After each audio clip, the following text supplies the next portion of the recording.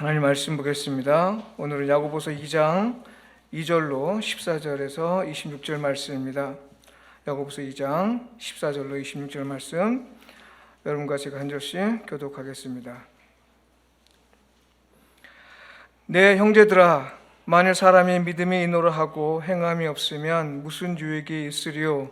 그 믿음이 능히 자기를 구원하겠느냐? 너희 중에 누구든지 그에게 이르되 평안히 가라, 덥게 하라, 배부르게 하라 하며 그 몸에 쓸 것을 주지 아니하면 무슨 유익이 있으리요? 어떤 사람은 말하기를 너는 믿음이 있고 나는 행함이 있으니 행함이 없는 내 믿음을 내게 보이라. 나는 행함으로 내 믿음을 내게 보이리라 하리라.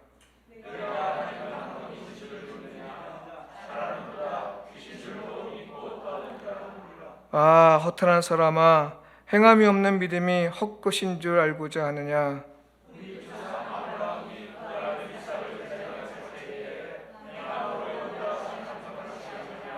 내가 보거니와 믿음이 그의 행함과 함께 일하고 행함으로 믿음이 온전하게 되었느니라.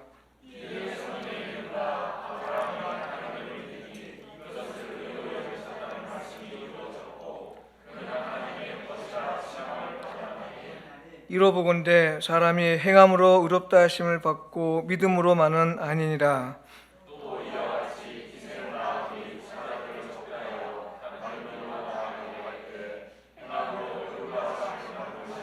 함께 읽습니다. 영혼 없는 몸이 죽은 것 같이 행함이 없는 믿음은 죽은 것이니라. 26절 다시 한번 읽어볼까요? 시작. 영혼 없는 몸이 죽은 것 같이 행함이 없는 믿음은 죽은 것이니라. 네, 요거 다음 주까지 암송 과제를 주겠습니다. 이거 꼭 외우시고 다음 주에 한번 체크해 보도록 하겠습니다. 또 외우기 싫어서 또 귀에 빠지신 분이 꼭 있어요. 네. 다음 주에 한번 보겠습니다.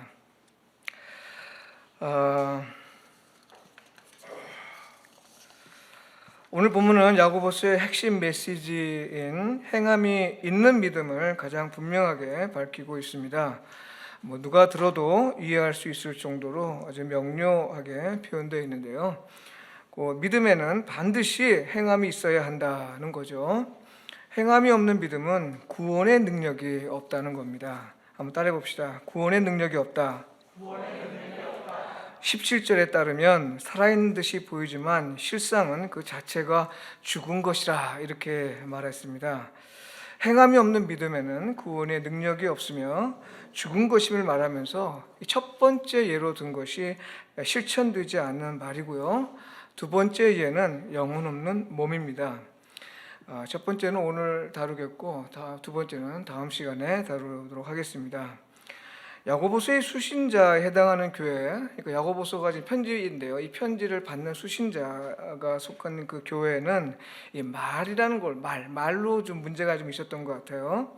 1장에선 말하기를 더디하라고 했고요. 앞으로 살펴볼 3장에서는 혀의 힘에 대해서 이야기하고 있습니다. 오늘 2장에서는 공동체에서 소통하는 이 말을 계기로 교회 내 잘못된 믿음의 실상을 폭로하고 있습니다. 간단히 말해서 야고보서는 믿는다는 사람에게 행함이 없는 걸 보고는 그런 믿음은 죽은 것이라서 구원의 능력이 없다, 이걸 선언하고 있습니다. 구원의 능력이 없다.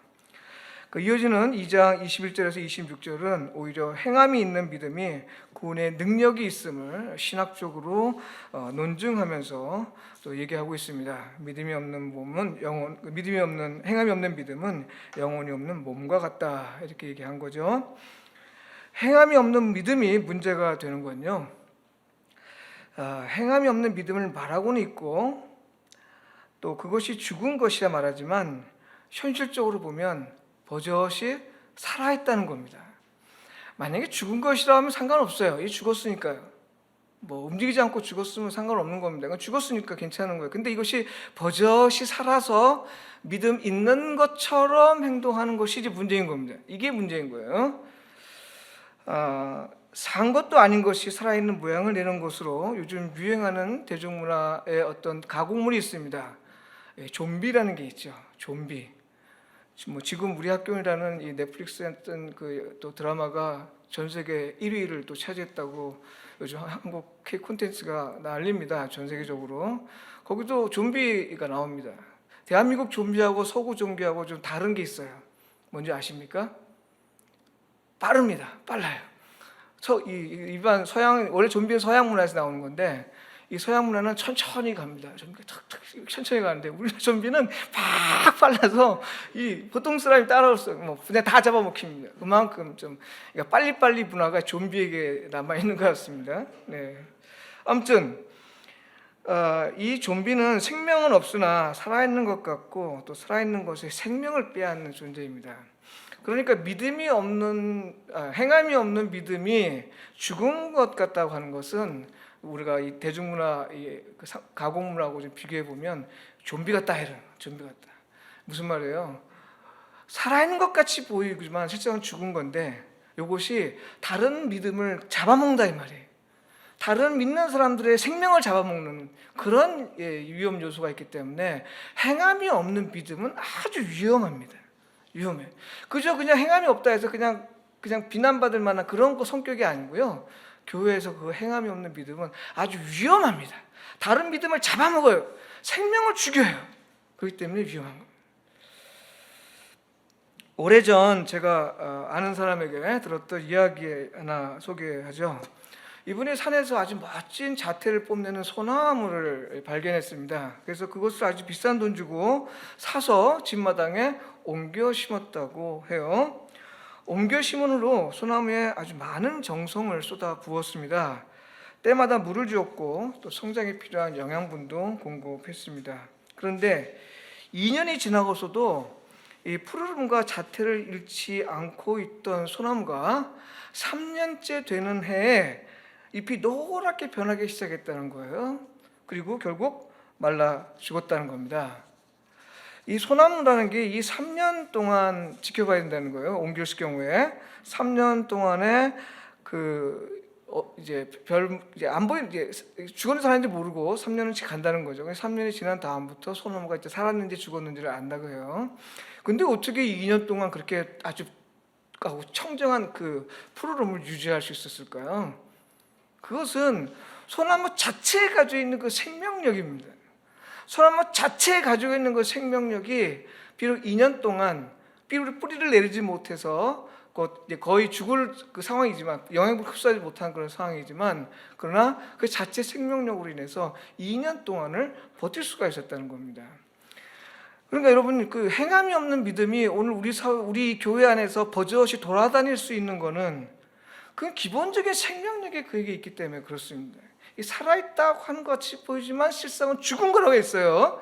그런데도 불구하고 우리 눈에 살아있는 것처럼 보여서 우리를 괴롭히고 우리의 믿음을 빼앗고 우리의 생명을 빼앗는 그런 암적 요인이 되는 이유는 바로 그 안에 가지고 있는 기본 생명력 때문에 버티는 겁니다.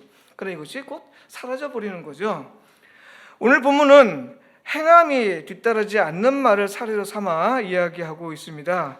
좀 더 정확히 말한다면 실천하지도 않는 말을 말하는 이 성도의 태도를 예로 들면서 그것이 구원의 능력이 전혀 없는 믿음이다 이렇게 말하죠. 심지어 하나님을 믿는다, 믿음이 있다 이런 말은 귀신들도 한다고 해요. 귀신들도. 그러니 그런 말 가지고 내가 믿음이 있다라고 말할 수는 없다는 거죠.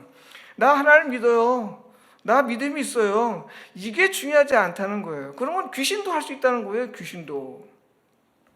그러니 행함이 따르지 않는 말로 자기가 신앙이 있다는 걸 나타낼 보일 이유가 없다는 말입니다. 왜 그래요? 그 믿음은 죽은 것이기 때문이라는 겁니다. 더는 아무 반응도 할 수 없고 또 중요한 거는 뭔가를 생산해낼 수가 없는 겁니다. 그러니까 하나님의 뜻은 믿는 자를 통해서 열매를 맺게 되는데요.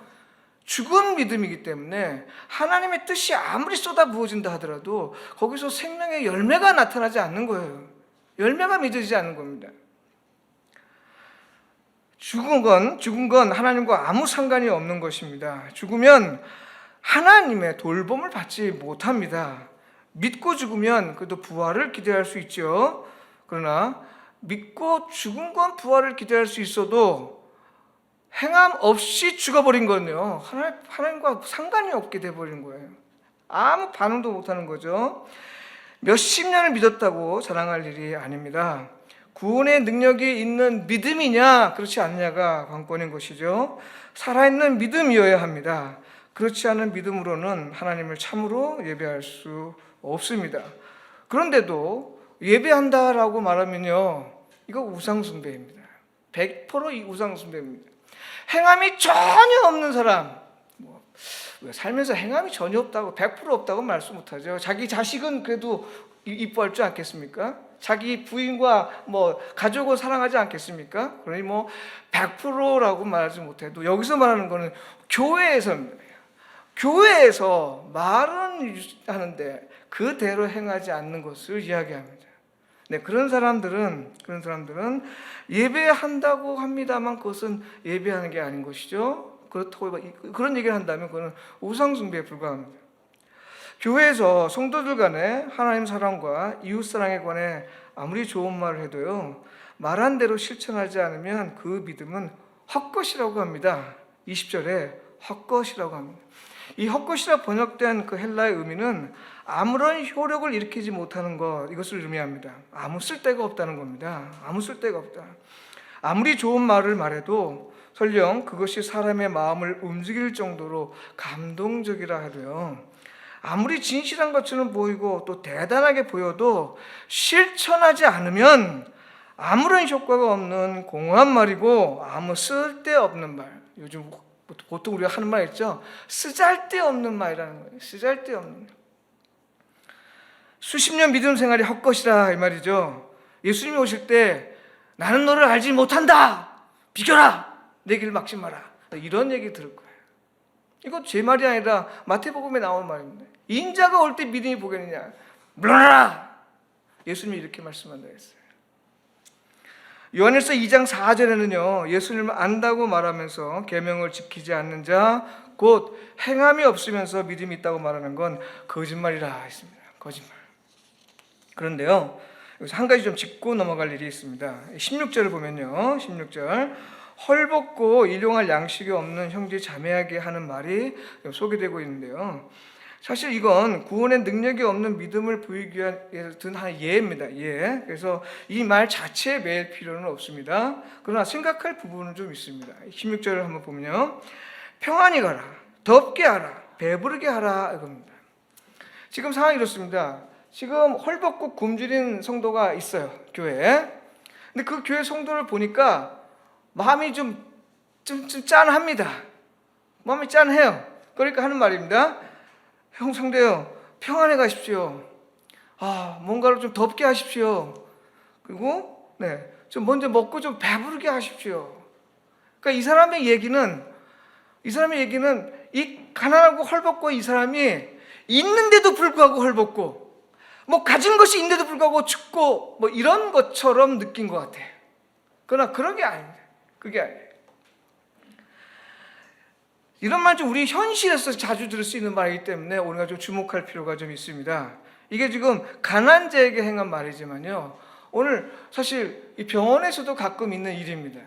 우리 한방 위담병원에서는 절대 그런 일이 없고, 오히려 또 우리 원장님이 오히려 값싸게 공급하고 아주 저렴하게 공급하고 환자를 위해서 하는데, 제가 아는 사람이 했던 이야기입니다. 병원에 갔는데 돈이 없어요. 당장에 가서 이 사고를 당해서 해야 되는데 원목과에 등록하고 오라는 거, 접수하고 오라는 겁니다. 근데 접수할 돈이 없으니까 이것 좀 수술 좀 이렇게 처리해 주시면 제가 돈을 가져오겠습니다. 안 된대요. 이게 뭡니까? 병원인데, 형제요, 건강하게 사십시오, 이런 거랑 똑같은 거죠. 병원이 하는 일이 뭐예요? 고치는 거잖아요. 근데 안 된다. 그러니까 이게 교회에서만 일이 아니라 오늘 학교에서도 마찬가지고, 병원에서든 일반 사회에서든 마찬가지입니다. 무슨 말인고 하니, 우리가 가지고 있는 것을 나눌 생각은 안 하면서 그대로 좀 해라라고 얘기하는 일이 너무 많다는 겁니다. 지식 같은 것도 있겠죠. 재물도 있겠고요. 그 다음에 많죠. 건강도 있습니다, 여러분. 건강한 사람이 건강치 못한 사람에게 하는 말이 있어요. 아, 운동 좀 하세요. 좀 운동 좀. 건강한 사람이. 지금 아픈 사람은 당장 어떻게 뭔가 좀 치료를 받았으면 좋겠고 좀 뭔가 좀 위로를 받았으면 좋겠는데 건강한 좀 운동 안 하니까 그렇게 운동하십시오. 운동하십시오. 네, 이게 우리가 들어서 위로가 되지 않는 말들. 그러면서도 마땅히 해야 될 거라고 하는 이런 말들이 우리가 너무 많습니다. 그러니까 지금 얘기하고 있는 평안히 가라, 덥게 하라, 배부르게 하란 말은 하나의 예에 불과합니다만 우리 사회에서 우리가 가진 것들을 나누지 않으면서도 그 없는 사람들에게 그렇게 하라라고 얘기하는 것들이 너무 많아요. 너무 많아요. 얼마 전 그 학생들하고 대화하면서 이런 얘기를 들었어요. 자기가 모르잖아요. 자기가 모르니까 교수님을 찾아갑니다. 그래서 이거 좀 가르쳐 주세요 했더니 이 돌대가리가 그것도 몰라 하고 이렇게 딱 한 대 맞았다는 거예요. 돌대가리니까 찾아왔죠. 네? 근데 돌대가리라고 찾아왔는데 왜 안 가르쳐줘요? 돌대가리야 몰라 한 대 얻어맞고 공부하고 쫓겨났다고. 이게 지금 우리 교회에서만 있는 일이 아니라는 것을 제가 이렇게 말씀드리는 겁니다. 평안히 가라, 덥게 하라, 배부르게 하라, 이것은 단순히 가난한 사람들에게 한 것이 아니고요. 오늘 우리가 가진 것들을 나누지 않고 사는 사람들, 그런 사람들을 겨냥해서 하는 말이라 생각하면 될 것 같습니다. 여러분, 이 구원의 능력이 없는 믿음을 좀 더 심각하게 좀 우리가 생각해 봐야 합니다. 요한복음 3장 16절에 따르면 왜 이제 구원에 없는 능력이 왜 문제인지 아까 잠깐 말씀드렸습니다만 좀 더 깊이 좀 생각해 볼 필요가 있어요. 요한복음 3장 16절에 따르면 하나님의 세상을 이처럼 사랑하사 독생자를 주셨으니, 요건 우리가 같이 한번 외울 수 있겠죠? 한번 해볼까요? 시작. 하나님이 세상을 이처럼 사랑하사 독생자를 주셨으니 이는 그를 믿는 자마다 멸망치 않고 영생을 얻게 하려 하십니다. 네, 사망에서 영생으로 옮겨지는 일에서 가장 큰 역할을 하는 것이 뭐예요? 믿음입니다. 이는 그를 믿는 자마다 멸망치 않고 했으니 사망에서 생명으로 옮기는 일에서 가장 중요한 역할을 하는 것이 이 믿음입니다. 믿음. 이 믿음은요, 하나님이 세상을 사랑하시어 구원을 하시겠다는 뜻을 온전히 이루도록 합니다. 그래서 믿음은 구원의 능력이 있다고 말하는 것이고요, 믿음은 구원의 능력이 있습니다. 그런데요, 만일 믿음이 있다고 하나 실제로 구원의 능력이 없다면 이건 아까 죽은 거라고 했죠. 껍데기에 불과하다는 건데요, 이건 단지 개인의 문제만 아니라는 것을 제가 여러분에게 지금 말씀드리고 싶은 겁니다. 하나님의 뜻이 방해되는 것이고요, 하나님의 뜻이 방해되는 것이고 하나님의 사랑에 결실하지 못하도록 하는 것이고요, 결과적으로 예수 그리스도의 십자가 사역이 무의미해지도록 하는 겁니다. 요한복음 3장 16절에 방금 함께 암송했는데 믿음은 반드시 사망에서 생명으로 옮기는 그 능력이 있는 겁니다. 그 능력이. 근데 행함이 없는 믿음은 바로 하나님의 우리를 향한 하나님의 그 사랑이 무의미하게 만드는 거예요. 예수 그리스도의 십자가 사역이 무의미하게 만드는 겁니다. 하나님께서 우리를 통해서 우리에게 원하시는 것은, 야, 너희가 지금 죽을 상황이니 이제 생명으로 옮겼으면 좋겠다. 그래서 내가 내 아들 예수를 보내니 그를 믿어라. 그러면 그렇게 해줄 것이다라는 겁니다. 그런데 우리가 믿었다고 하지만 이게 행함이 없는 믿음이 되면 하나님께서 원하시는 이 멸망에서 생명으로 옮기는 일들이 일어나지 않게 된다 이 말이에요. 하나님은 나를 통해서 그 일이 일어나길 원하는데 내가 행함이 없는 믿음을 갖고 있음으로 인해서 하나님의 그 귀한 뜻, 예수님의 그 십자가에서 죽은 그 죽으심이 아무 의미가 없게 된다 이 말이에요. 근데 이것은 내 개인의 문제만이 아니라 인류 역사에서 이루어져야 될 일이에요. 온 우주를 거쳐서 이루어질 일들이 나로 인해서 망쳐지게 된다니 얼마나 이게 무서운 일입니까? 그러니까 이 개인의 문제로만 생각하면 안 되는 거예요. 행함이 없는 믿음은 그래서 무서운 겁니다. 무서운 거예요.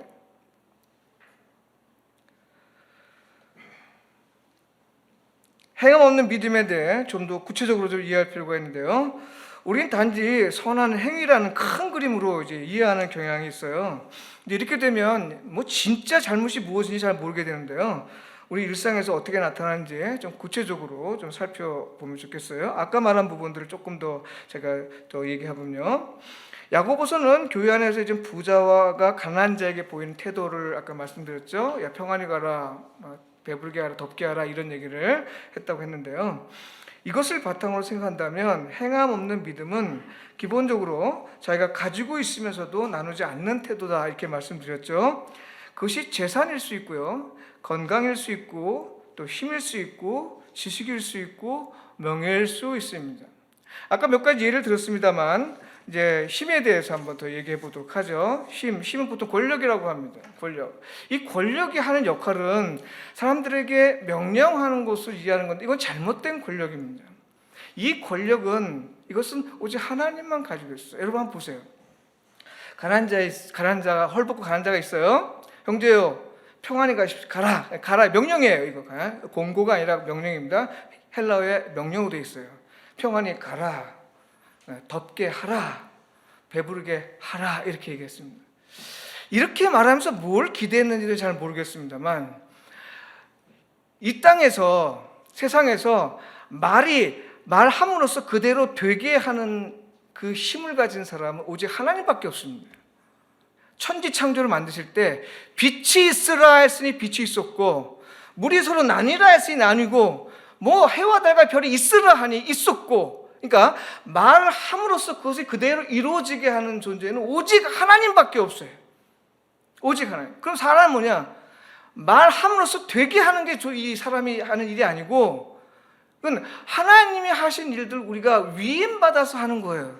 근데 하나님께서 세상을 만드시고 인간을 만드시면서 어떤 존재로 만드셨냐면 서로가 서로를 돕는 관계로 만들어 주셨습니다. 혼자 보기가 영 안 좋아 보였어요. 하나님께서 아담 만드시고, 그래서 하나님이 또 다른 사람을 만들어 주셨는데, 그 만드실 때 떠오르는 컨셉이 뭐냐면 돕는 배필이라 했으면 돕는 배필. 그러니까 서로 돕고 살아라, 그러니까 이런 거예요. 나는 야 있으라 하면 딱 나는 이런 존재다. 나는 하나님이고, 그러니까 너는 있으라 하고 하라 하면 하고, 이거 하나님이 이 세상 모든 것들을, 없는 것들을 있게 만드시면 하나님이에요. 사람은 뭐냐? 사람은 그 하나님의 그 권력을 위임받았지만, 사람은 뭘 해라라는 지시하는 그런 존재가 아니라, 세상은 그런 권력을 얘기할 수 있어요. 세상에서는 그렇게 해서 일이 돌아갑니다. 그러나 교회는 그게 아닙니다, 여러분. 교회는 뭘 지시가 아니라 서로 협력하는 것으로 이루어지는 거예요. 이게 하나님의 원리예요. 이게 하나님의 원리예요. 이게 한약에서 상호 혹은 상호 협력 이런 얘기 많이 하잖아요. 그거 원리예요. 그 원리. 하나님의 사람을 통해서 하는 겁니다. 그러니까 우리가 이 가난한 자에게 평안히 가라, 덥게 하라, 배부르게 하라라는 게 아니라, 성도요, 내가 어떻게 해야 당신이 평안하기를 돕겠습니까? 내가 어떻게 해야 형제가 배부르겠습니까? 내가 어떻게 해야 형제가 따뜻해지겠습니까? 이렇게 얘기해야 되는 거죠. 그래, 마음은 짠하니까 얘기는 하고 싶은데 평안히 가라, 배부르게 하라, 덥게 하라. 이거 얼마나 교만한 이야기인지 모릅니다. 오직 하나님이 하실 일을 사람이 그렇게 하는 건 아주 교만한 거예요. 아주 교만한 거예요. 네. 그럼 여러분, 이 권력은 자기 뜻을 관철하고 자기 유익을 취할 줄은 알아도 연약한 자를 세우지는 못합니다. 자기를 관철시킬 수 있고 자기 뜻을 이루게 할 수 있지만 연약한 자를 세우지는 못합니다. 그러나 연약한 자를 세우기 위해서 하나님이 하실 수 있는데요, 하나님도 우리를 위해서 당신의 아들을 그렇게 보내셨습니다. 그래서 연약한 자로서, 연약한 자를 돕는 자로서 예수 그리스도를 통해서 일어나게 하신 겁니다. 그러니 우리도 별 수 있겠어요? 우리가 누구에게 해라 마라 이런 명령은 하나님께서 원하시는 방식이에요. 적어도 교회에서 그렇습니다. 교회에서. 말은 유창하게 잘해도 그것을 자기 이익을 얻고 사람들의 관심을 끌 줄 알아도 사람을 위로하고 힘을 주는데 사용하지 않는 사람들이 많죠. 말은 잘해요.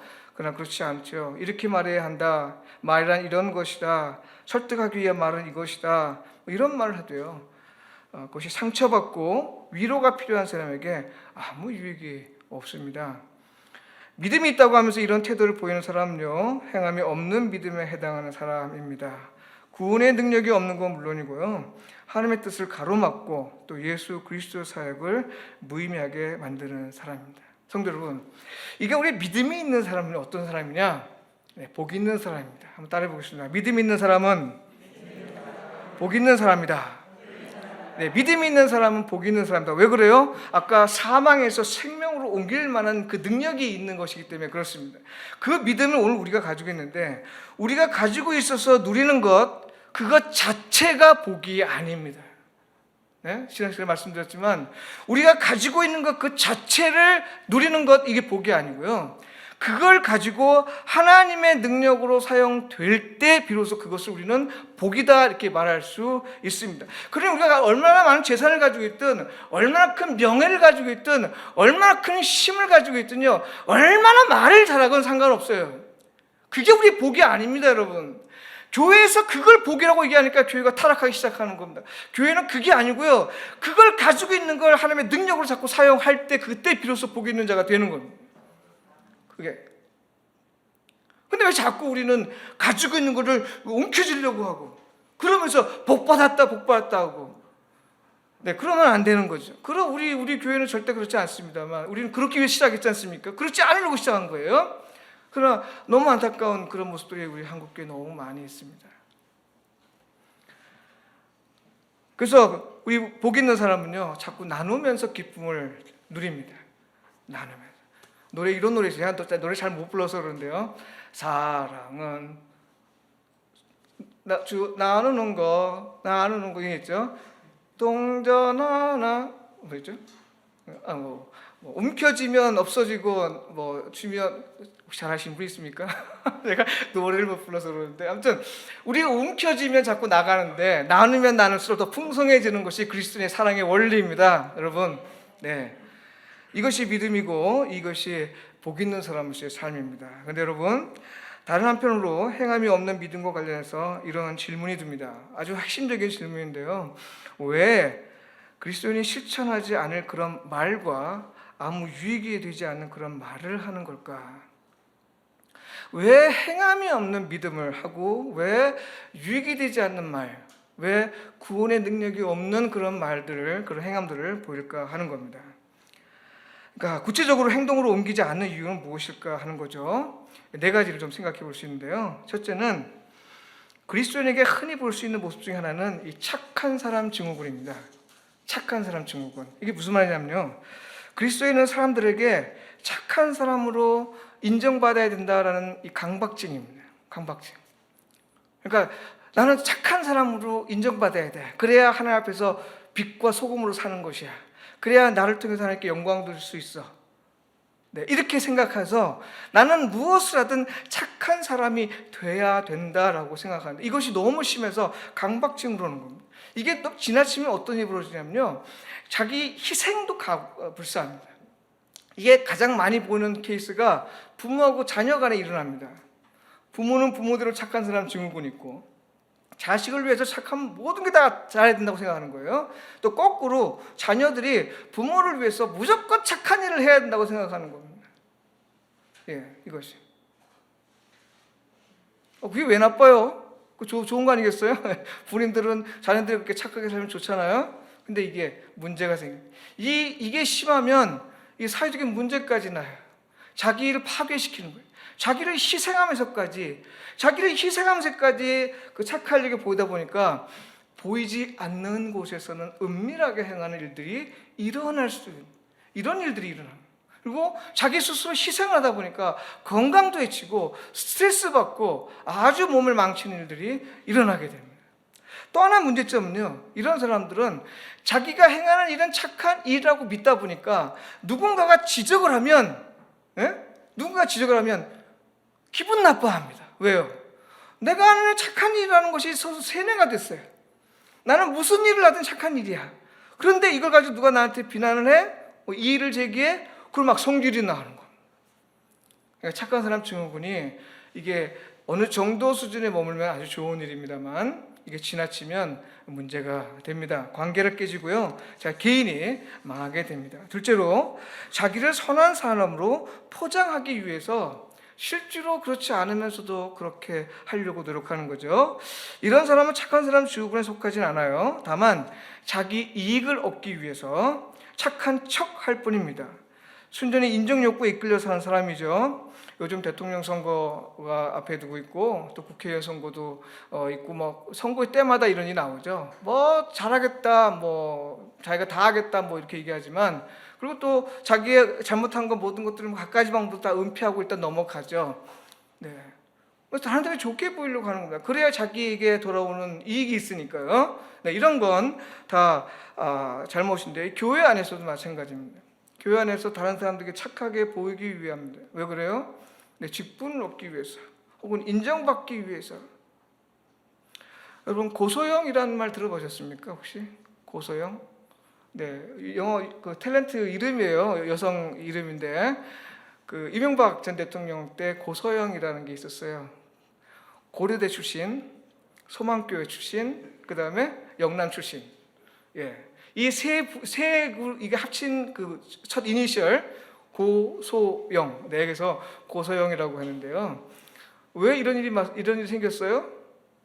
네, 잘 보이게 한 거예요. 도장 찍으려고 갑니다.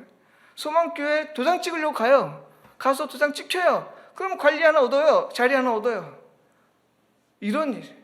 자기는 믿음은 어떤지는 몰라요. 그러나 그 장로님으로 계신 그 교회 가가지고 도장 찍는 겁니다. 그래서 직분 하나 얻고. 이런 사람들이 있어서 이런 사람들은 말은 하더라도 하나님께서 원하시는 그 행함이 없는 그런 사람이 되는 거죠. 세 번째로 말로만 반응하는데 아주 익숙해 있는 사람이 있습니다. 예수님께서도 그런 마태복음 21장 28절에서 32절에 보면 예수님도 그런 예를 하나 들어요. 이걸 해라 했더니 예 하겠습니다 해놓고서는 안 해요. 네, 어떠한 사람 작은 아들은 안 해요 내가 합니다. 작은 아들 큰 아들 바뀌었나요? 뭐 아니요 하다가 나중에 양심의 가책을 느껴서 네 합니다. 그렇게 무조건 예 하는 사람을 얘기하는 거예요. 그러니까 말로 한몫 보려고 그래요. 말로 일단 긍정적인 걸 얘기합니다. 네, 알았어요. 그거 참 좋아요. 와, 원더풀. 근데 실제로는 아무것도 이루어지지 않아요. 네, 바로 이런 사람들이 하나님 앞에서 행함이 없는 믿음을 믿는다고 하지만 실제로 행하지 않는, 고백은 하지만 실제로 행하지 않는 이런 모습을 보이게 되는 거죠. 네 번째로는요, 진심이 없이 말하고는 실천을 전혀 하지 않는 사람입니다. 단지 자신이 어떤 사람인지를 나타내 보일 뿐이고요. 진정성이 없는 말이라 실천으로 이어질 만한 열정이 부족합니다. 그러니까 뭘 말해도 그 안에 진심이 없어요. 진심이 없으니 열정이 부족한 거죠. 그리스도인이기 때문에 말은 하지만 그저 내가 그리스도인입니다 라고 말하기 위한 말이에요. 나는 그리스도인이에요 라고 말하기 위해서 하지만 그러나 거기에는 진정성이 없는, 그래서 하나님께서 원하시는 그 뜻을 이룰 그런 열정이 없고 의지조차도 없는 그런 사람들이 있죠. 네. 여러분 충고만 하고 충고는 잔뜩 하고 아무런 도움을 베풀 생각하지 않는 그런 경우 한번 만나보셨나요? 제가 꽤 오래된 일입니다만 저는 이제 누구를 찾아가서 뭐 이렇게 뭘 부탁하고 이런 거 잘 못합니다. 살아오면서 별로 안 해봤어요. 해본 적도 없고요. 근데 이제 주변에 있는 사람이 너무 저를 보고 안타까워하니까, 그러니까 뭐 정교수 계속 지원해도 꼭대기 올라갔다 떨어지고 뭐 이러니까 안타까우니까 이제 그 교회에서 봉사 좀 하십시오라고 해서 어느 그 교회에 저를 추천서 보냈습니다. 저는 안 간다고 했더니 자꾸 뭐 하고 또 그분이 또 나를 위해서 너무 기도해 주시니까 그래서 한번 찾아갔습니다. 갔더니요, 와, 30분 동안을 충고하는데요.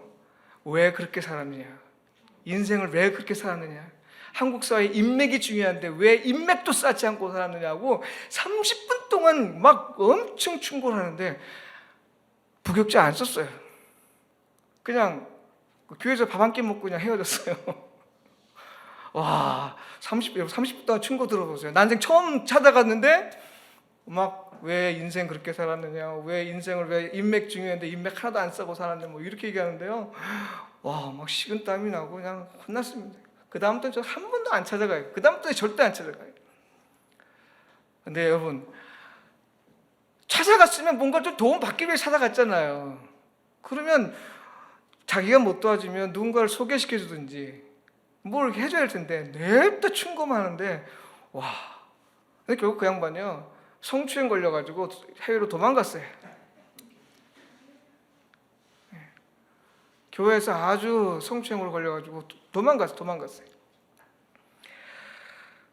여러분, 이 어려운 사람을 보고 자기가 공감할 줄 모르고 자기가 해야 될 말만 자꾸 하려고 하는 이런 사람들, 교회에서 바로 행함이 없는 믿음을 갖게 되는 이유 중에 한 가지입니다. 공감하지 못해요. 가난한 사람을 보든 없는 사람을 보든 뭔가 부족한 사람을 보든 그 마음에 공감할 줄 모르니까 자기가 하고 싶은 말만 하고 끝. 이런 사람들이 행함이 없는 믿음의 소유자임을 오늘 야고보서는 한 예를 통해서 오늘 우리에게 보여주고 있습니다. 사랑하는 성도 여러분, 마태복음 25장에 양과 염소의 비유가 나옵니다. 예수님이 마지막 날 다시 오실 것에 대한 비유를 직접 말씀하세요. 내가 다시 와서 심판하겠다는 건데요, 그때 이런 말씀하십니다. 내가 다시 와보니 너는 천국에 가고 너는 지옥에 가라 하고 둘로 딱 나눕니다. 그래서 한쪽에서 물어봐요. 아, 우리가 왜 천국에 가게 됩니까? 아니, 우리가 왜 지옥 가게 됩니까? 각자 물어봤어요. 예수님이 하신 말씀, 천국 가는 자들에게 내가 굶주리고 헐벗고 옥에 갇혔을 때 너희들이 나를 돌봤다 그럽니다. 아니, 우리는 언제 예수님을 그렇게 봤나? 우리는 예수님 본 적이 없는데요. 그게 아니라 이 작은 소자에게 행한 것, 우리 주변에 헐벗고 굶주리고 옥에 갇히고 어려움을 당한 그 사람을 너희들은 아주 돌봤다.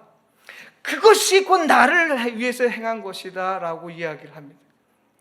근데 한 사람이 왜 그랬을까요? 이쪽 사람은 그렇게 했는데 이쪽 사람들은 왜? 아니, 예수님, 우리가 언제 예수님을 보지 않았습니까? 똑같이 얘기합니다. 너희는 굶주리고 헐벗고 옥에 갇힌 자를 돌보지 않았다. 아니, 우리가 언제 그랬습니까? 이 작은 소자에게 행하지 않은 것이 내게 행하지 않은 것이다. 무슨 말씀입니까?